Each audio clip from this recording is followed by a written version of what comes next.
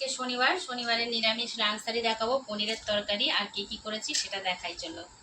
ভাত নিলাম 1 বাটি, একদম লঙ্কা নিচ্ছি আর একটু ওল সিদ্ধ, মানে ওল ভাতে আর কি। বেগুন ভাজা, বেগুন ভাজা নিয়ে নিলাম 2 পিস, আর ভেন্ডি ভাজা নিচ্ছি। আজকে অনেক ভাজাভুজি করেছি, কিন্তু ভাজাভুজির সাথে কি খায় সেটা করিনি, মানে ডাল করিনি। আলু ভাজা নিলাম,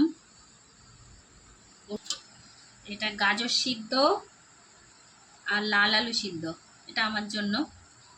আমি এটা এখন এবারে খেয়ে খাওয়া দাওয়া করে আলু পনিরের তরকারি করেছি, খাওয়া দাওয়া করে এবার যাব সেন্সাসের কাজে, মানে বেরোবো।